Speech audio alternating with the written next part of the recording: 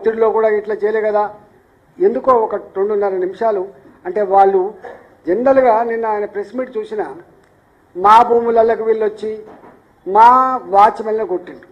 Watchman అంటే ఒకడు ఉంటాడు ఇద్దరు ఉంటాడు కానీ వాచ్మెన్ 20 మంది 25 మంది మొత్తం గుండాల్లాగా రోజు అక్కడ తాక్కుంటా వాచ్మెన్ తాక్కుంటా బీర్ సీసాలతోటి ప్రజలు బెదిరించేటువంటి సాంప్రదాయం ఉండే కదా. ఏం చేసి కుక్కలు ఒక 10 కుక్కలు కూడా అక్కడ పెంచుతారు. అక్కడ చూస్తే ఎంత భయానకమైన వాతావరణం ఉందంటే 20-25 మంది గుండాలు రోజు నిత్యం తాగుడు చికెన్ మటన్తో తినుడు అక్కడున్న మహిళల్ని అసభ్యంగా తిట్టుడు బెదిరించుడు మీరు ఇక్కడ పోకపోతే చంపేస్తామని చెప్పుడు ఈనకపోతే రాత్రిపూట కుక్కలను వదిలిపెట్టుడు ఇవన్నీ అక్కడ సర్వసాధారణంగా ఉన్నది.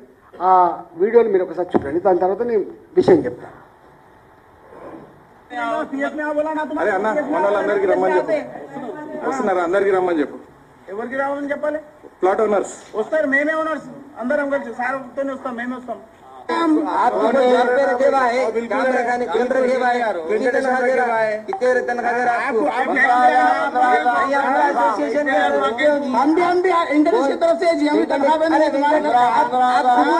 वेंकटेश की तरफ से आप वेंकटेश की तरफ से आप भी वेंकटेश आप भी वेंकटेश की तरफ से आप भी वेंकटेश की तरफ से आप भी पूरे वेंकटेश की तरफ से आप लोग मैं पूरा एकशिला ओनर्स एसोसिएशन कैंसिल होगा 2 बार अब कैंसिल हुआ आपकी सोच है रजिस्टर्ड नंबर है वहाँ पे रजिस्टर्ड नंबर है वहाँ पे पूरा वहाँ पे ऑफिस है पूरी एसोसिएशन की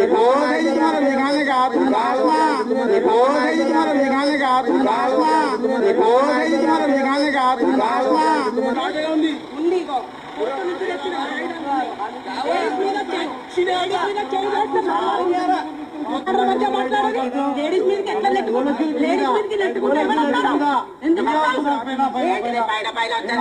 వీడియోలు ఎవరు తిట్టాడు లేడీస్ హైకోర్టు నుంచి వచ్చింది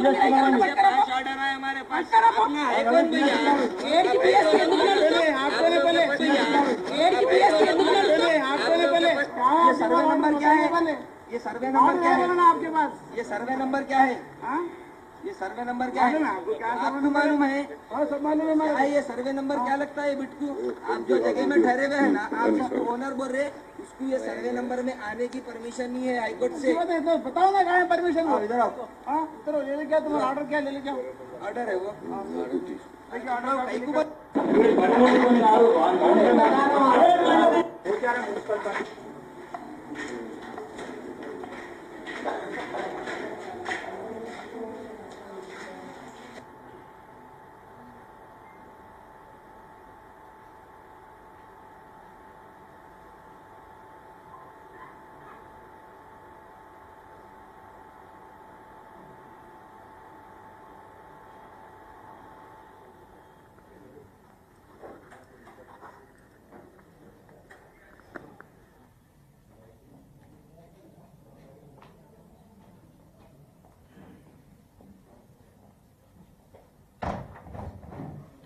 కొంచెం మంచిగా వింటే ప్రజలకు నిజాలేం తెలుస్తాయని చెప్పి ఇది కొర్రెమల గ్రామం సర్వే నంబర్ 739 to 749 149 ఎకరాల భూమిది. ఆనాడక్కడ 5,000 రూపాయలు 10,000 రూపాయలకు ఎకరం తప్ప అంతకంటే ఎక్కువ ధర లేదు. ఈ కొర్రెమల గ్రామంలో 1985లో లేఅవుట్ చేశారు. 2076-78 లేఅవుట్ చేస్తే ప్రభుత్వ డిపార్ట్మెంట్లలో పనిచేసే వాళ్ళు ప్రైవేట్గా పనిచేసే వాళ్ళు 2076 మంది 200 గజాల చొప్పున ఆ ప్లాట్లు కొనుక్కున్నారు. ఆ ప్లాటు ఆనాటి ధర దాదాపు 10,000 రూపాయలు, నెలకు 278 రూపాయలు ఇన్స్టాల్మెంట్తో ఒక 3 సంవత్సరాల కాలం పాటు ఈ ఇన్స్టాల్మెంట్కి కట్టుకున్నటువంటి ప్లాట్. ఈ 1985లో ఆ ప్రాంతంలో జనావాసాలకు ఆస్కారం లేదు. రాళ్ళు రప్పలు గుట్టలు చెట్లు అంటే మనుషులు నివసించడానికి ఆనాడు ఏమాత్రం అవకాశం లేదు. కాకపోతే ఎప్పుడైనా ఆఖరికి వస్తుంది హైదరాబాద్ చుట్టుపక్కల ఎప్పుడైనా డెవలప్ అవుతుందని చెప్పి కొనుక్కున్న వాళ్ళు వీళ్ళంతా. దీంట్లో 20 సంవత్సరాల కాలం పాటు ఏమీ లేదు, అంత మంచి సవ్యంగా జరిగింది. 1985 టు 2005 వరకు కూడా ఎక్కడ కూడా ఏం ఇబ్బంది లేదు. మధ్యలో ఈ ఎంఏ రాజు, ఏ వెంకటేష్, ఏ విజయభాస్కర్, ఈ ముగ్గురు రియల్ ఎస్టేట్ వ్యాపారులు మీ భూములు అమ్మింది కదా, అది వట్టిగానే ఉంది కదా, మీరు మాకు సేల్ చేయండి, మేము చూసుకుంటాం అదంతా, ఒక్క ఇల్లు కూడా రాలేదు కదా అని చెప్పి ఆ ఓనర్ దగ్గరికి పోతే ఆ ఓనర్ కొడుకులో వీళ్ళకు మళ్ళీ ఒక సేల్ డీడ్ రాసిండు. మొత్తం కాదు, కొద్దిపాటు, దాదాపు 47 ఎకరాల పైచిలకు రాసుకున్నారు. రాసుకున్న తర్వాత దాని మీద లోన్ కూడా తీసుకోండి, 40 కోట్లు. ఈ ముగ్గురు ఆనాడు ఈ భూమిని కొన్నట్టుగా దొంగ డాక్యుమెంట్ సృష్టించుకొని ఒక పంచారాజ్ డిపిఓ దగ్గర పోయి మేనేజ్ చేసి డబ్బులు ఇచ్చి ఇది ప్లాట్లు కాదు, ఇది అగ్రికల్చర్ ల్యాండ్ అని చెప్పి కన్వర్షన్ కూడా చేసుకున్నాడు. మ్యూటేషన్ కోసం కూడా పెట్టుకున్నాడు. ఇది ఎప్పుడైతే ఈ లోన్ తీసుకున్నాడో ఈ లోన్ ఎగబెట్టిండు కాబట్టి ఆ లోన్ ఇచ్చిన వాళ్ళు వచ్చింది ఇక్కడికి ఫీల్డ్ మీదకి. ఇట్లా మా దగ్గర లోన్ తీసుకుని 40 కోట్ల రూపాయలు ఎక్కడుంది ప్లాట్ అని వస్తే, అయ్యా ఇది వాళ్ళది కాదు, ఇది మా ప్లాట్లు అని చెప్పి అప్పుడు గగ్గోలు పడి వెంటనే వీళ్ళంతా కోర్టుకు పోయింది. కోర్టుకు పోతే 2006లో ఈ సంఘటన జరిగితే 2010లో 2009లో అడ్మిట్ అయితే 2010లో తీర్పు వచ్చింది. 15/12/2009లో అనుమతిస్తే 2010లో తీర్పు ఏమని వచ్చిందంటే ఇవన్నీ కూడా ప్లాట్లు మాత్రమే, ఇది అగ్రికల్చర్ భూమి కాదు, వీళ్ళు తప్పు చేస్తున్నారని చెప్పి బాజప్తా కోర్టు తీర్పు ఇచ్చింది. ఆ కోర్టు తీర్పు ప్రతిని మీకు ఇస్తా. ఎంత బాధ అవుతుంది అంటే 2010లో ఈ తీర్పు వచ్చింది. ఈయన కనుక ఈయన ఏం చేసింది ఇక్కడ, ఈ హర్ష కన్స్ట్రక్షన్ అంటూ అంటే వీళ్ళ కన్స్ట్రక్షన్ కంపెనీ హర్ష కన్స్ట్రక్షన్, వీళ్ళు ఏం చేసినారు, ప్లాట్లను భయపెట్టించి ఇది డిస్ప్యూటెడ్ ప్రాపర్టీ కింద పడ్డది, మాతో మీరు కొట్లాడలేరు, మీరు ఎక్కడెక్కడో ఉంటారు, మీకు మీ జాగ ఎక్కడుందో మీకు తెలియదని చెప్పి బ్లాక్మెయిల్ చేసి భయపెట్టించి అతి తక్కువ ధరకు అక్కడ ఒక 20,000 రూపాయలకు గజం ఉంటే 5,000 రూపాయలకు 3,000 రూపాయలకు వాళ్ళ దగ్గర నుంచి వెళ్ళి ప్లాట్ కొనే ప్రయత్నం చేశారు. దీంట్లో ఉన్నటువంటి క్రక్స్ ఆఫ్ ద ఇష్యూ ఏంటంటే 1980 కానీ 85 కానీ 90 వరకు కొన్నటువంటి ప్లాట్లన్నీ కూడా 10,000 15,000కు సంబంధించినటువంటి ప్లాట్లే కాబట్టి, గంత వాల్యూ ఉన్నటువంటి ప్లాట్లే కాబట్టి ఎక్కడెక్కడో కొన్నారు. శ్రీకాకుళంలో ఉన్నారు కొంతమంది ఇతర రాష్ట్రాలు ఉన్నారు, కొంతమంది ఏమో కరీంనగర్ ఉన్నారు, కొంతమంది ఏమో ఎక్కడెక్కడో ఉన్నారు. ఈ ప్లాట్లు ఎక్కడున్నాయి, ఈ ప్లాట్లు ఏమవుతుందో నిత్యం చూసేవాళ్ళు కాదు కాబట్టి, చిన్న ప్లాట్ కాబట్టి ఇవాళ దాన్ని ఆసరా చేసుకొని ఇవో ఈ లోన్ ఎత్తుకొని ఈ భూమిని కబ్జా పెట్టే ప్రయత్నం చేస్తే తెలిసిన తర్వాత వెంటనే కోర్టుకు పోతే కోర్టు ఇది పనిచేసింది. వెంటనే మళ్ళీ ఏమైంది, 47 ఎకరాల భూమి మళ్ళీ ఒకసారి, అంటే ఇది ఇట్లా ఉండగానే 2006-07లో ఇది అంతా కూడా దొంగ డాక్యుమెంట్ తెలిసినప్పటికి కూడా, 2010లో తీర్పు వచ్చినప్పటికి కూడా, వీడు మళ్ళీ ప్లాట్ కొన్నది తెలిసినప్పటికి కూడా మళ్ళీ రెవెన్యూ డిపార్ట్మెంట్లో కొంతమంది పట్టుకొని మళ్ళీ 47 ఎకరాల భూమి 47 ఎకర్స్ భూమి అని చెప్పి మళ్ళీసారి తీసుకున్నాడు. ఆ తదుపరి మొన్న రీసెంట్గా ధరణి వచ్చిన తర్వాత రీసెంట్గా ఏం చేసిండు, ఈ 47 ఎకరాలు పోయింది 9 ఎకరాల పైచి తెచ్చుకున్నారు. ఈ 47 ఎకరాలు కూడా మళ్ళీ కోర్టుకు పోయిండ్రు, కోర్టులో వాళ్ళకు అనుకూలంగా తీర్పు వచ్చింది. అంటే ఒక్క మాటలో చెప్పాలంటే ఇది ముమ్మాటికి వ్యవసాయ భూమి కాదు. నెంబర్ 1, ఇది ముమ్మాటికి 2,076 మంది పట్టాలు బాధ్యత కొనుక్కొని రిజిస్ట్రేషన్ చేసుకున్నది. ఇది ముమ్మాటికి ఇది ఫస్ట్ డాక్యుమెంటు. ఇన్ని రకాలు ఉండగా కూడా ఇవాళ అక్కడ ఒక 25 మందితోటి ఈ మరి ఎంఏ రాజు అంటూ అక్కడ లేడు, భాస్కర్ రావు అంటూ అక్కడ లేడు. ఇక్కడ ఉన్నది ఎవరు అంటే ఈ భూమి అక్కడ ప్రజలకు తెలిసినవాడు ఎవరంటే వెంకటేష్. ఈ వెంకటేష్ రాయలసీమ నుంచి వచ్చినాడని చెప్పి అంటూ ఉన్నారు వాళ్ళు. ఈయన ఎక్కడి నుంచి వచ్చినా మాకు తెలియదు, కానీ గతంలో అనేక మందిని బెదిరించి కొంత ఎదురు తిరిగితే దెబ్బలు కొడితే రక్తపాతాలైనటువంటి ఆ ఫోటోగ్రాఫ్స్ కూడా మా దగ్గర ఉండే. అయితే మేమేమన్నామంటే, మేమన్నది కలెక్టర్ గారితో మాట్లాడినాం. కలెక్టర్ గారు గింత గ్లేరింగ్గా దుర్మార్గం జరుగుతూ ఉంటే, సిపి గారు గింత గ్లేరింగ్గా మీరు దుర్మార్గం జరుగుతూ ఉంటే ఎందుకు మీరు పట్టించుకోవట్లేదు, ఎన్నిసార్లు పోచారం సిఐ గారికి దరఖాస్తు పెట్టుకున్నా ఒక్కనాడు కూడా వీళ్ళ రిస్క్ వచ్చే ప్రయత్నం చేయలేదు, వాళ్ళు కాపాడే ప్రయత్నం చేయలే. ఎన్నాడు ఒక ఒక శ్రీనివాస్ ఈయన 40 లక్షలు పెట్టి ఇల్లు కట్టుకున్నాడు. 40 లక్షలు పెట్టి ఇల్లు కట్టుకున్నాడు. 40 లక్షలు పెట్టి ఇల్లు కట్టుకుంటే తన ప్లాట్లో కట్టుకుంటే ఇగో ఈ గుండాలు ఇప్పుడు వీళ్ళు ఎవరైతే వాచ్మెన్ అని చెప్తున్నా చూసావా, మేము నిన్న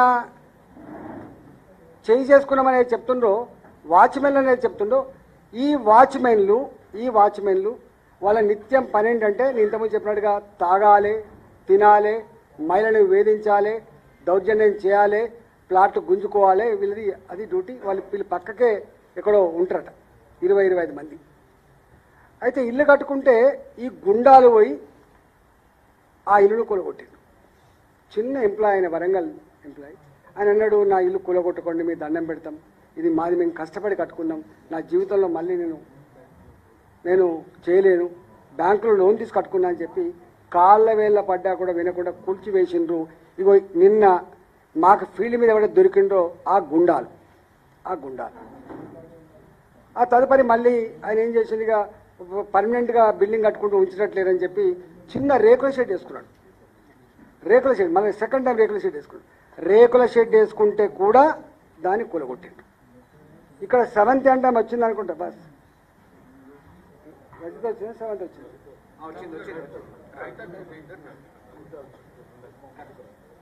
రజిత తన భర్త లేడు, తన కొడుకుతో తన బిడ్డతో ఇక్కడ జీవిస్తుంది. ఇప్పుడు ఆ గుండాలు ఎవరైతే ఆమె తన ప్లాట్ సాఫ్ చేసుకుంటున్నప్పుడు ఆ గుండాలు వచ్చి అడ్డుకుంటే ఆమె పెనులాడిన తీరు, ఆమె చూపిన ధైర్యం మీకు అర్థం కావాలి. ఆమె కన్నీళ్ళు నేను నిన్న కాక మొన్న నారికి వచ్చింది అంతా బాధ్యతలు వచ్చి, అయ్యా నీ ఇలాకాలో నువ్వు పార్లమెంట్ సభ్యుడివి, మాకు ఇట్లా జరుగుతుందంటే తెల్లారే వస్తాపా అని చెప్పిన. తెల్లారే పోయినా నేను. తెల్లారి పోయారకు మంది లేరు. ఎందుకు మంది లేరని అడిగితే రాత్రి వచ్చిండ్రు వీళ్ళు, ఇంటింటికి తిరిగిండ్రు, టెంట్ వేసుకొని బెదిరించి టెంట్ వేయకుండా చేసిండ్రు, కుర్చీలు వేసుకొని కుర్చీ లేకుండా చేసిండ్రు. మీరు కనుక పోతే మీ అంత చూస్తామని చెప్పిండ్రు. ఎంపీ ఎవడు వాడేం పిలుస్తాడని చెప్పిండ్రయ్యా, మరి ఇట్లా అందుకని మేము భయభ్రాంతకు గురైనాము అని చెప్పింది. నేను వచ్చిన కదా రా అంటే పిలువంగా ఒక 300 మంది 400 మంది వీళ్ళంతా మేరకు వచ్చింది. అంత విషయం అంతా విన్న తర్వాత ఈ శ్రీనివాస్ ఏం చేసిండు, అయ్యా నా ఇల్లు కూలగొట్టిన చూపిస్తా అని చెప్పి పోతున్నాం. మేము అంటే మేము అక్కడ వస్తున్నామని తెలిసి, మేము అక్కడ మీటింగ్ పెట్టామని కూడా తెలిసి కనీసం వాళ్ళు కనుమరుగు అయ్యేటువంటి ప్రయత్నం చేయలే, పారిపోయే ప్రయత్నం చేయలే. మంచిగా ఒక ఇల్లు అంటే మామూలుగా స్లాబ్ వేసిన ఇంట్లో అదంతా చెట్లలో ఉంటుంది, బీర్లు తెచ్చుకొని తాక్కుంటా మేము పోతున్నప్పుడు మమ్మల్ని అంటే మీరు ఏం చేస్తారా అన్నట్టుగా చేశారు. పోదాంపా అన్న అంటే వీళ్ళు అన్నారు వెంటనే, అన్న వీళ్ళే అన్న మమ్మల్ని ఇన్ని నెలలుగా వేధిస్తున్న వాళ్ళు, ఇన్ని నెలలుగా మా రక్తాన్ని కలచూస్తున్న వాళ్ళు, ఇన్ని నెలలుగా మా భూములన్నీ కూడా భయభ్రాంత కూర్చొని గుంజుకుంటున్న వాళ్ళు, ఇగో అసలు అక్కంటాడు వాళ్ళ గుండాలంతా వీళ్ళు ఉన్నారని అంటే మేము అక్కడికి పోయినాం. పోతే వాడు మమ్మల్ని చూసి కూడా వాడి కనీసం మర్యాద లేదు. అంటే ఎంపీ అంటే గౌరవం లేదు, ఎమ్మెల్యే అంటే గౌరవం లేదు, ప్రజలంటే గౌరవం లేదు. అంటే అప్పుడు మేము ఇదంతా జరిగింది. నేనేమంటున్నా, నేను ఒకటే, రేవంత్ రెడ్డి గారు ముఖ్యమంత్రి ఇవాళ ప్రజల ప్రాణాలకు ప్రజల ఆస్తులకు రక్షణ కల్పించే బాధ్యత ఉందా లేదా అని చెప్పి అడుగుతున్నా.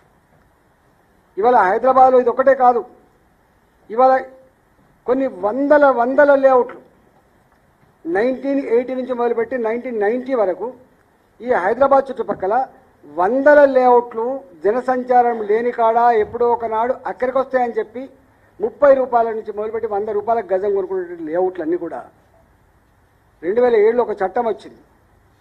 ఆ చట్టం ఏంటిదంటే LRS, ల్యాండ్ రెగ్యులేషన్ చేసుకునేటువంటి LRS స్కీమ్ వచ్చింది, ల్యాండ్ రెగ్యులేషన్ స్కీమ్.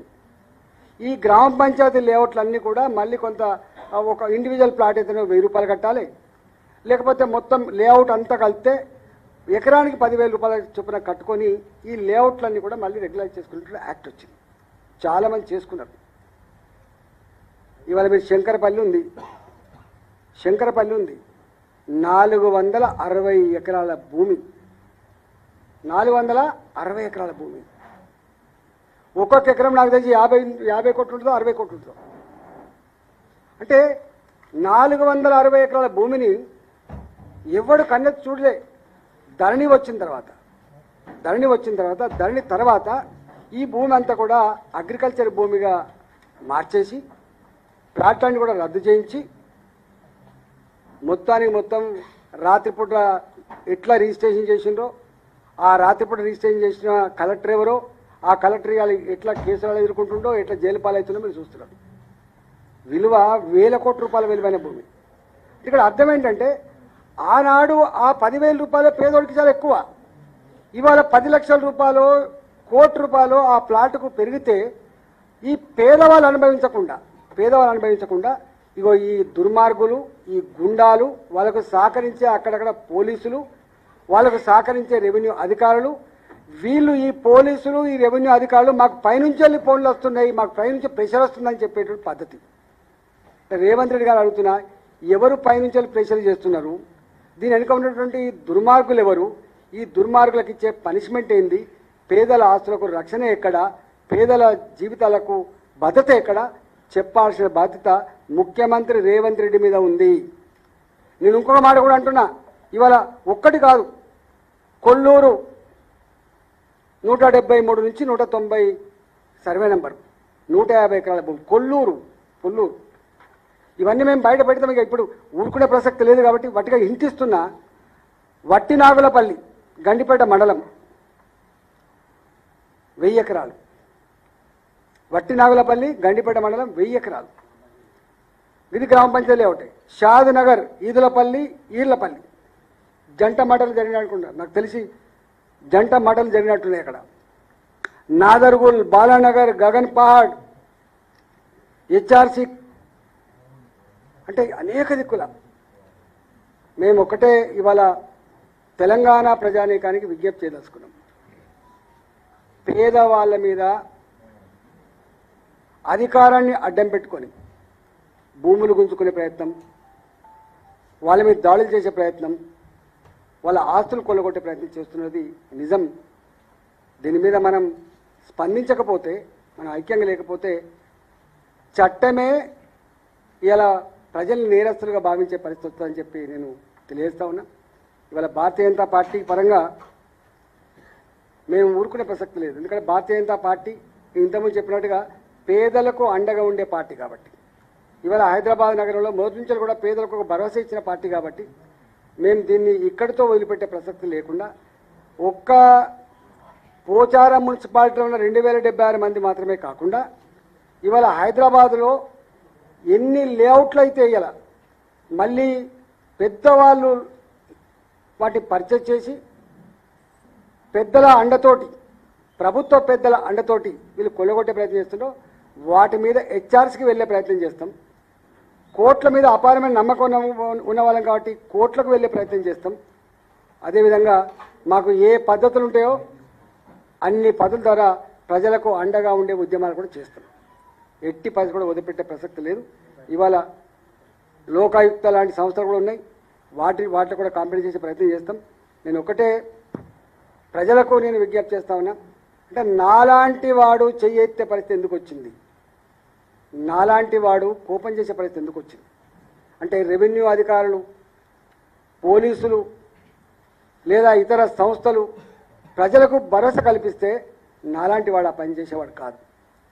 కానీ విసిగిపోయినాం. నా 25 సంవత్సరాల రాజకీయ జీవితంలో చూస్తున్నా ఇంత పేలవంగా, ఇంత చేయలేనటువంటి డిపార్ట్మెంటు అని ఇలా బాధ అనిపిస్తూ ఉంది.